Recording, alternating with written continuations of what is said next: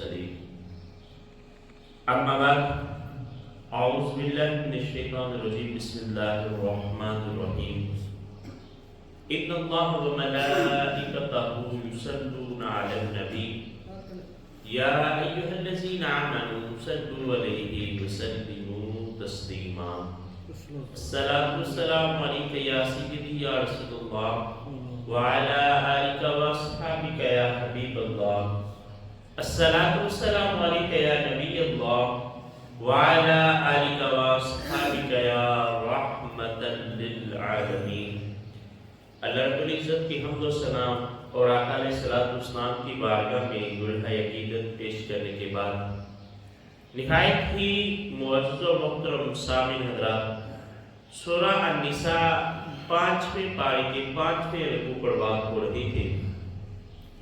اللہ رب العزت نے ارشاد فرمایا والذین آمنوا وعملوا الصالحات، اور وہ لوگ جو ایمان لائے اور انہوں نے عمل صالح کیے، نیک اعمال کیے، سندخلہم جنات، انہیں باغات کے اندر داخل کیا جائے گا، تجری من تحتہا الانہار، ایسے باغات جن کے نیچے نہریں بہتی ہیں، خالدین فیہا ابدا، جس میں وہ ہمیشہ ہمیشہ رہے گی۔ قرآن پاک کا یہ اسلوب ہے، اللہ رب العزت جہاں برے لوگوں کا تذکرہ کرتا ہے اس کے فوراً بعد نیک لوگوں کا ذکر ہوتا ہے، جہاں نیک لوگوں کا ذکر ہوتا ہے اس کے ساتھ برے لوگوں کا بھی ذکر ہوتا ہے، تاکہ دونوں طرح کی راہیں جو ہے ان کی رہنمائی ہو سکے۔ کل ہم نے کفار کے بارے میں دیکھا کہ رب کائنات نے فرمایا کہ جہنم کے اندر سزا دی جائے گی، جب ان کا جسم جل جائے گا تو اللہ رب العزت انہیں نیا جسم دے دے گا، پھر سزا کا عمل مسلسل جو ہے وہ جاری رہے گا۔ آپ فرمایا لیکن اس کے برعکس وہ لوگ جو ایمان لے آئیں اور نیک اعمال کریں، قرآن پاک کا مطالعہ کریں تو اللہ رب العزت نے ہر جگہ ان دونوں لفظوں کا استعمال اکٹھا کیا کہ والذین آمنوا، وہ لوگ جو ایمان لے وعملوا الصالحات، اور نیک اعمال کیے۔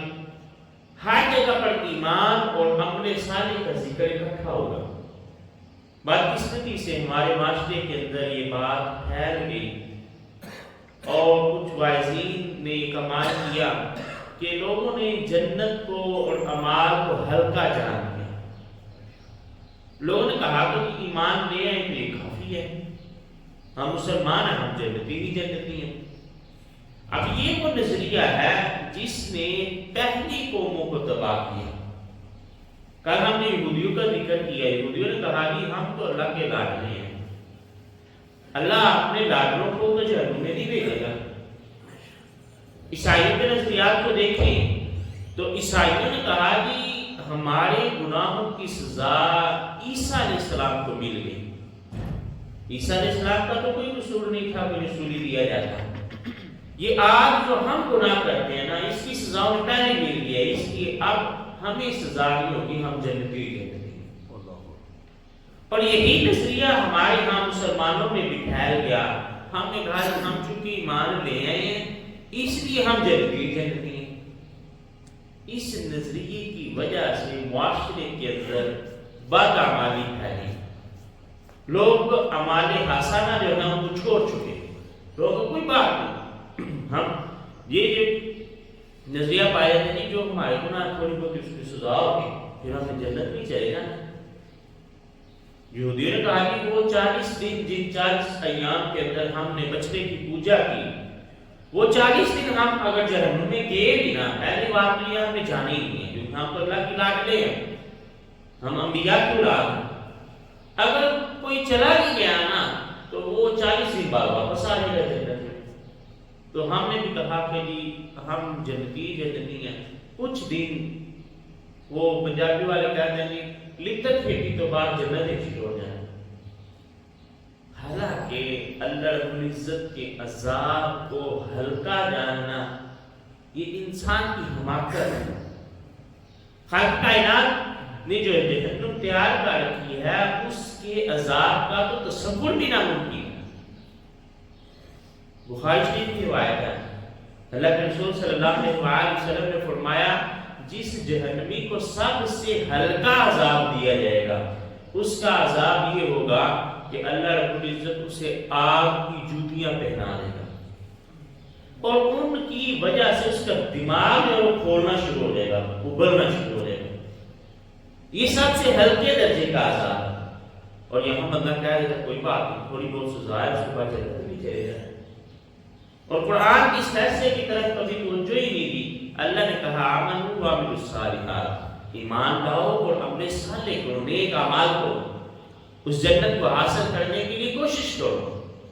ہاں یہ بات اپنی جگہ مسلم ہے کہ ایمان جو ہے وہ اصل ہے۔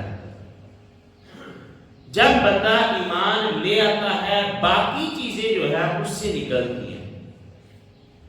اگر ایمان جو ہے وہ بندے کا توحید کا ہے، ایمان جو ہے وہ انبیاء کی رسالت کو ماننے کا ہے، ایمان جو ہے وہ آخرت پر ہے، تو خود بخود اس کا عمل اس جیسا ہو جائے گا۔ اگر ایمان بندے کا یہ ہو کہ ہم جنتی باللہ ہے، وہ عمل صالح وہ نہیں کرے گا، تو کہے گا جی ہم تو جنتی ہیں، ہمیں نیک اعمال کرنے کی کیا ضرورت ہے؟ تو اللہ رب العزت نے دونوں چیزوں کا اکٹھا بیان کیا۔ جنت کے اندر جانے کے لیے ایمان شرط ہے۔ کوئی بندہ بے ایمان جو ہے وہ جنت میں نہیں جا سکتا۔ ہاں یہ بات اپنی جگہ کہ ہر دور کے اندر اس وقت کے جو نیک امتی تھے وہ جنت میں جائیں گے۔ رسول اکرم علیہ السلام کی آمد سے پہلے جو لوگ سچے عیسائی تھے وہ جنتی ہیں۔ حضرت عیسیٰ علیہ السلام سے پہلے جو لوگ پہلے انبیاء علیہ السلام کی تعلیمات کو، حضرت موسیٰ علیہ السلام کی تعلیمات پر کاربند تھے وہ جنتی ہیں۔ لیکن محمد عربی علیہ السلام کے اعلان نبوت کرنے کے بعد اسلام کے علاوہ کوئی بھی دین قابل قبول نہیں ہے۔ جب تک محمد عربی علیہ السلام کی غلامی کو قبول نہیں کر لیتے تب تک اب کوئی بندہ جنت میں نہیں جا سکتا۔ جنت میں جانے کے لیے ایمان شرط ہے، کیونکہ کریم آقا علیہ السلام نے فرمایا لوگ جہنم میں چلے جائیں گے، نیک لوگ جنت میں چلے جائیں گے، پھر اللہ میری شفاعت پر جہنم سے اہل ایمان کو نکالنا شروع کرے گا۔ میں لوگوں کی سفارش کرتا رہوں گا یہاں تک کہ جس کے دل کے اندر ذرہ برابر بھی ایمان ہوگا اسے بھی جہنم سے نکلوا کر جنت میں لے جاؤں گا۔ تو پتہ یہ چلا کہ جنت میں جانے کے لیے ایمان شرط ہے، لیکن عمل صالح جو ہے اس کی اہمیت یہ ہے کہ جتنے زیادہ نیک اعمال ہوں گے بندہ اتنی جلدی جنت میں چلا جائے گا۔ کیونکہ بخاری شریف مسلم شریف دونوں میں یہ روایت موجود ہے۔ کریم آقا علیہ السلام نے فرمایا کہ اللہ رب العزت میری امت میں سے 70,000 کا گروہ ایسا ہے جنہیں بغیر حساب کے جنت میں داخل کر دیا۔ ان لوگوں سے پوچھ ہی نہیں گئے کہ تم کیسے عمل کرتے رہے۔ پھر اللہ رب العزت ان 70,000 میں سے ہر 1000 کے کہنے پر مزید 70,000 کو جنت عطا فرما دے۔ تو یہ ہے بات کے معاملہ۔ سب سے پہلے عمل صالح جو نیک اعمال کریں گے، نیک اعمال کر کے وہ جنت کے اندر جائیں گے۔ تو جنت کا نقشہ جو ہے وہ قرآن پاک کے اندر اللہ رب العزت نے مختلف مقامات پر بیان کیا ہے۔ یہاں جو بیان ہوا فرمایا جنت کے نیچے نہریں بہہ رہی ہیں۔ جنت کی نہروں کا تذکرہ ہر بندے کی زبان پر ہے کہ وہاں 4 طرح کی نہریں جو ہیں وہ بہتی ہیں۔ ایک صاف پانی کی نہر ہے، ایک جو ہے وہ دودھ کی نہر ہے، ایک شہد کی نہر ہے، ایک شراب طہور کی نہر ہے، پاکیزہ شراب۔ یہ 4 نہریں بہہ رہی ہیں جن سے لوگ لطف اندوز ہوں گے۔ پھر جنت کے اندر باغات ہوں گے، طرح طرح کے میوہ جات جو ہے وہ انسان کی خواہش کے مطابق ہوں گے۔ پھر یہ ہے کہ آپ دنیا میں دیکھیں نا، جو پھل اونچی والی ٹہنی پہ ہوتا ہے نا وہ اچھا لگ رہا ہوتا ہے، کیونکہ وہ لوگوں کی پہنچ سے دور ہوتا ہے نا، دور سی نظر آ رہا ہوتا ہے، نہیں تو اس کے جا نہیں سکتے، تکلف ہے، مشقت ہے۔ جنت کے اندر مشقت نہیں ہوگی۔ بندے نے ایک پھل دیکھا، اس کا جی چاہا ہے میں اس کو کھاؤں، وہ ٹہنی جو ہے خود بخود اس کی طرف جھک جائے گی، وہ اسے پھل اتارے گا اور اس کو کھائے گا۔ اور پھر سورہ بقرہ کے اندر اللہ رب العزت نے جو نقشہ کھینچا، خالق کائنات نے فرمایا جب انہیں دوسری دفعہ کھا دیا جائے گا تو وہ کہیں گے یہ تو وہی ہے جو ہم نے پہلے کھایا، حالانکہ وہ اس کی مثل تھا، اس جیسا لگتا تھا، لیکن ذائقے کے اندر وہ اس سے اعلیٰ تھا۔ یعنی ایک پھل کو ہم جتنی دفعہ کھائیں گے ہر دفعہ اس کے ذائقے کے اندر اضافہ ہوتا ہے۔ پھر جو ہے وہ تذکرہ ملتا ہے پرندوں کا، پرندے ہوں گے، انسان کا جی چاہے گا کہ بندہ جو ہے وہ کھائے تتر بٹیر، وہ پرندہ اڑتا ہوا آئے گا، اس کے پاس بھنا ہوا گر جائے گا، بھنا ہوا، وہ اس میں سے جتنا چاہے گا کھائے گا، باقی چھوڑ دے گا، وہ پرندہ بن کے پھر اڑ جائے گا اللہ رب العزت کی جنت کے اندر۔ تو فرمایا جنت کے اندر اس کے لیے نہریں ہیں، خالدین فیہا، وہ اس میں ہمیشہ ہمیشہ رہے گا۔ جو جنت میں داخل ہو جائے گا پھر اس کو نکالا نہیں جائے گا، وہ جنت میں ہمیشہ ہی رہے گا، لا اتنا ہی وقت کے لیے۔ ابدا لہم فیہا، ان کے لیے اس میں ازواج مطہرات، ان کے لیے پاکیزہ عورتیں ہوگی۔ پاکیزہ عورتوں سے مراد مفسرین کرام نے فرمایا کہ وہ خواتین جو ہیں وہ حیض و نفاس سے پاک ہوگی، تو ان کے ساتھ یہ معاملات نہیں ہوگی، وہ ہمیشہ پاکیزگی کی حالت میں رہیں گے۔ جنت کے اندر جو حوریں ہیں ان کے تذکرے ملتے ہیں، حوروں کی حسن کی بات ہوتی ہے، اور ان کے حسن کو اگر دنیا میں ظاہر کر دیے گئے تو اس کی وجہ سے لوگوں میں لڑائی ہو جائے، لوگ اس کو حاصل کرنے کی کوشش کریں، اس کا دوپٹہ جو ہے وہ لہرا دیا جائے تو پوری دنیا جو ہے معطر ہو جائے، اس طرح کی روایات مل جاتی ہیں۔ لیکن جو بیویاں ہیں انسان کی، وہ جنت کے اندر وہی ہوں گی جو دنیا میں، دنیا میں جیسے شادی اگر دونوں جنت میں چلے گئے تو اللہ رب العزت ان دونوں کو جنت کے اندر جمع فرما دے، اگر ان میں سے ایک کیا تو پھر اللہ رب العزت اور نکاح فرما دے گا۔ جیسے کریم آقا علیہ السلام کل سیدہ خدیجہ الکبریٰ رضی اللہ تعالیٰ عنہا کا یوم وصال تھا، 10 رمضان مبارک۔ جب آپ کا وصال کا وقت قریب آیا نا تو آقا علیہ السلام آپ کے پاس بیٹھے ہوئے ہیں، جہاں سیدہ خدیجہ الکبریٰ کو بشارتیں دی جا رہی ہیں کہ اے خدیجہ اب سکون کے ایام شروع ہوں گے، تم جنت میں چلی جاؤ گی، اللہ نے تمہارے لیے جنت کے اندر ایک محل تیار کر رکھا ہے، وہ محل نہر کے کنارے ہے، وہ شور و غل سے دور ہے، وہاں کوئی شور نہیں ہوگا، تمہاری مزاج کے مطابق وہاں کے اندر سہولتیں موجود ہیں۔ وہی کریم آقا علیہ السلام نے یہ بھی کہا ہے خدیجہ جنت میں جانا ہے نا تو اپنی سوکنوں کو میرا سلام کہنا۔ سیدہ کہنے لگی یا رسول اللہ علیہ وسلم جنت کے اندر میری سوکنے کون ہیں؟ ابھی تو پہلی شادی ہوئی ہے نا، پہلی شادی بھی سیدہ خدیجہ الکبریٰ سے ہے، اور سب سے لمبا وقت آقا علیہ السلام نے سیدہ خدیجہ الکبریٰ کے ساتھ گزارا، اور جب تک وہ رہی کریم آقا علیہ السلام نے دوسرا نکاح ہی نہیں فرمایا۔ کہنے لگی یا رسول اللہ علیہ وسلم جنت میں میری سوکنے کون ہیں؟ تو آقا علیہ السلام نے فرمایا خدیجہ وہاں پر آسیہ ہوں گی، فرعون کی بیوی آسیہ۔ فرعون نے بڑا ظلم و ستم کیے لیکن موسیٰ علیہ السلام پر وہ ایمان لائی، موسیٰ علیہ السلام کا دفاع کیا اور اسی جرم میں انہیں شہید کر دیا گیا۔ تو اللہ رب العزت قیامت کے دن حضرت آسیہ کو آقا علیہ السلام کے نکاح کے اندر جمع فرمائے گا۔ یعنی دنیا میں تو انہوں نے صحبتیں مشقتیں برداشت کی، لیکن اللہ نے اجر بھی کام نہیں دیا کہ دنیا میں اس خبیث کو انہوں نے برداشت کیا تو آخرت میں کملی والے آقا صلی اللہ علیہ وسلم کی بیوی بنا دی جائے۔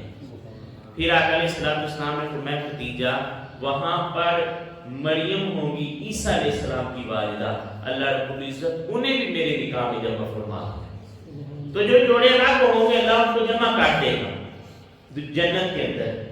تو میں یہ کہہ رہا ہوں کہ حوروں کے تذکرے اپنی جگہ، لیکن جتنا حسن حوروں کو ملے گا اللہ رب العزت ان عورتوں کو ان سے بھی زیادہ حسین بنا ہے، یہ جو دنیا کی عورتیں ہیں، کیونکہ حوروں نے تو کوئی نیک اعمال نہیں کیے، حوریں تو اللہ کی مخلوق ہے نا، جنتیوں کے لیے اللہ نے بنایا۔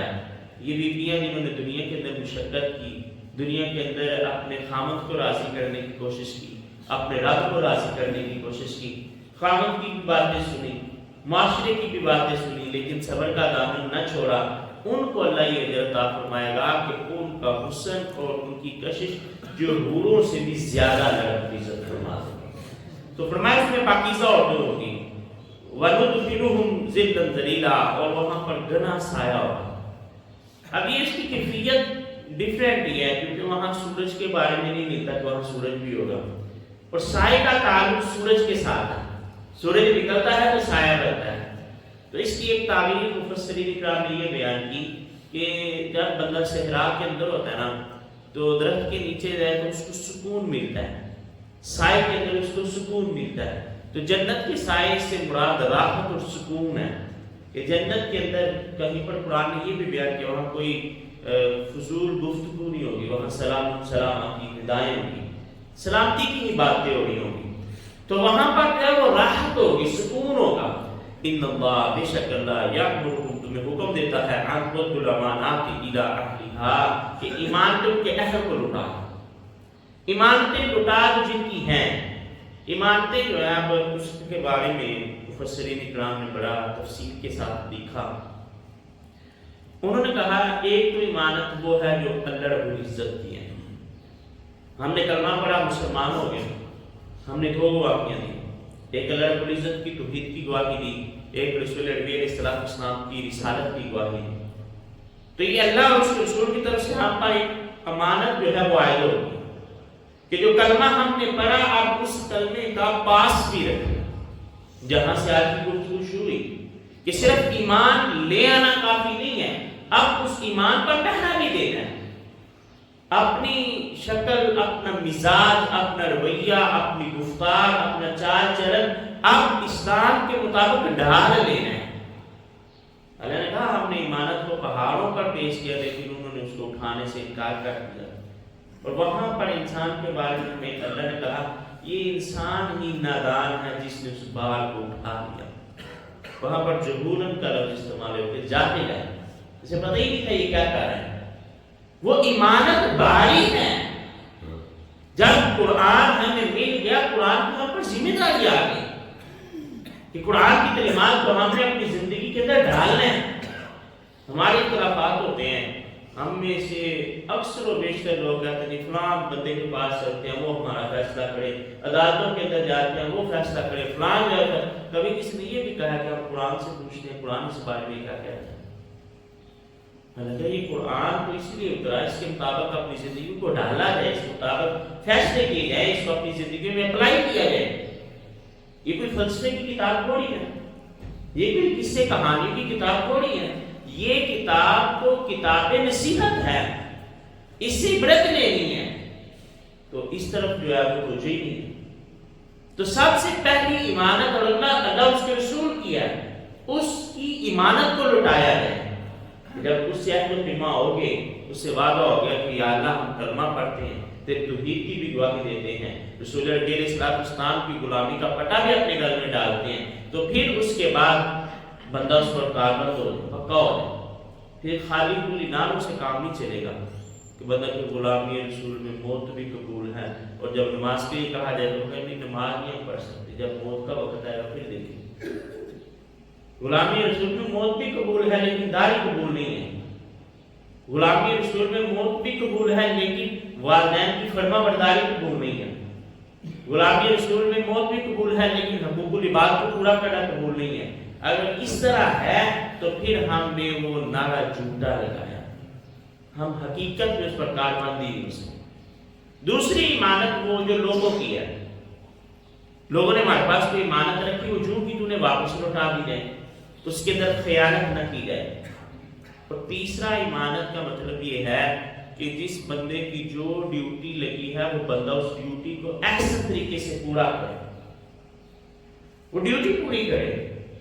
ہم بات کرتے ہیں حکمران نہیں اچھے، حکمران بڑے برے ہیں، تو یہ نظام نہیں صحیح ہو سکتا۔ حالانکہ جب ہم غور کرتے ہیں تو یہ بگاڑ خود ہماری ذات سے شروع ہوتا ہے۔ آپ ریڈی بازار میں فروٹ لینے جاتے ہیں تو آپ بڑے چوکس ہو کر وہاں کھڑے رہتے ہیں کہ جو میں فروٹ چاہتا ہوں وہی ملے، اس میں داغی نہ آ جائے۔ آپ کی لاکھ کوششوں کے باوجود اس میں کچھ نہ کچھ جو ہے وہ ردی مال آ جاتا ہے، تو سب سے پہلی خیانت اس ریڈی والے نے کی۔ آپ مزدور لگا لیتے ہیں گھر پہ، مزدور مزدوری کرنے آتے ہیں، اگر تو ٹھیکا ہوا پھر تو آپ بے فکر ہیں، کوئی بات نہیں، ٹھیکیدار جانے اور مزدور جانے۔ لیکن اگر آپ دیہی پہ کام کروا رہے ہیں تو آپ سارا دن ان پہ کھڑے رہتے ہیں. کیوں؟ ہمیں یقین ہی نہیں ہے. ہمیں پتہ ہے ادھر سے ہم ادھر جائیں گے, ادھر سے وہ بیٹھ کر سگریٹ پینا شروع کر دیں گے. وہ دیوار جو ٹھیکے میں 2 دن میں بنتی ہے وہ دیہی میں 8 دن میں بن رہی ہے. اس کا مطلب ہے کہ یہ جو خیانت کا مسئلہ ہے یہ تو ایک مزدور سے شروع ہو رہا ہے, پھر اس سے اوپر چلتے جائیں. کریم آقا علیہ السلام نے فرمایا تم میں سے ہر ایک نگہبان ہے اور ہر ایک سے اس کی رعیت کے بارے میں پوچھا جائے گا. اس کی رعیت کیا ہے؟ جو ذمہ داری اس کی عائد ہوئی وہ اس نے پوری کی ہے کہ نہیں. ایک شوہر ہے, اس سے اس کی فیملی کے بارے میں پوچھا جائے گا. بیوی ہے, اس کے بچوں کے بارے میں پوچھا جائے گا. ایک استاد ہے, اس سے اس کے شاگردوں کے بارے میں پوچھا جائے گا کہ آپ یہ بتائیں کہ آپ نے بچوں کی تربیت بھی کی کہ فقط اپنی جو ہے وہ ڈیوٹی کرتے رہے پڑھانے کے بارے میں. اس سے پوچھا جائے گا کہ جو وقت گورنمنٹ نے مقرر کیا تھا اس وقت کے اندر پڑھاتے بھی تھے کہ صرف اسکول میں جا کے واپس آ جایا کرتے تھے. ایک امام سے پوچھا جائے گا کہ تمہارے پیچھے اتنے لوگ نماز پڑھنے والے تھے, ان کی اصلاح کا بھی کوئی عمل ہوا کہ صرف نماز پڑھائی اور چلے گئے. پھر حکمرانوں کی باری ہے. جب معاشرے کی ایک ایک اکائی پر بات ہوگی نا, ایک بندے پر بات ہوگی, ہر بندہ جب اپنی ڈیوٹی پوری کرے گا پھر ہم کہیں گے اب حکمرانوں کی بات کریں, کیا حکمرانوں نے عدل کیا کہ نہیں کیا. پھر اس کے عدل پر بات ہوگی. بگاڑ اوپر سے نہیں نیچے سے شروع ہوتا ہے. تو اللہ رب العزت نے فرمایا کہ جو مانتے ہیں وہ ایمانتیں جن لوگوں کی ہیں ان کی طرف لوٹا دے. ویزا ختم کرو, اور جب تم فیصلہ کرو بین الناس لوگوں کے درمیان, ان تحکموا کہ تم فیصلہ کرو بالعدل, عدل کے ساتھ. فیصلہ کرتے ہوئے عدل کا دامن جو ہے وہ تھام لو, نا انصافی نہیں ہوگی.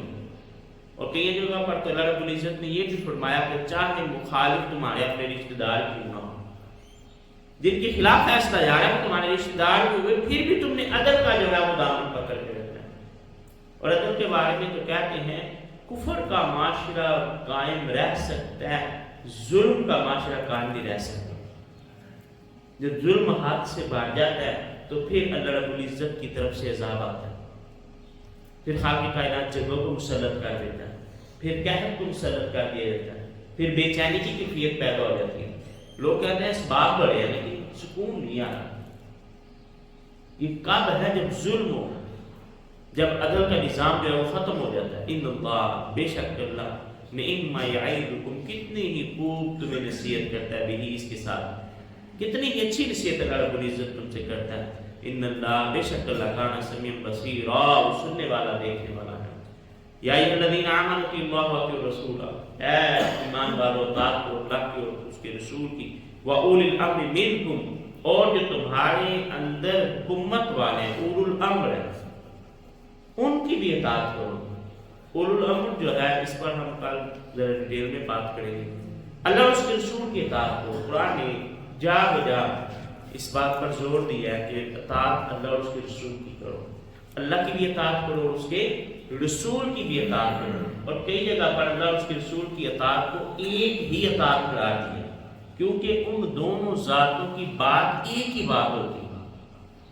قرآن نے کہا نا کہ اے میرا محبوب اپنی مرضی سے بات نہیں کرتا, آپ جب بھی بات کرتے ہیں اللہ کی طرف سے وحی ہوتی ہے. وہ وحی جلی ہو سکتی ہے, وہ خفی ہو سکتی ہے, وہ الگ سے بات ہے. اللہ رب العزت کی بارگاہ میں دعا کرتے ہیں خالق کائنات سمجھنے کی توفیق عطا فرمائے. وما علینا الا البلاغ.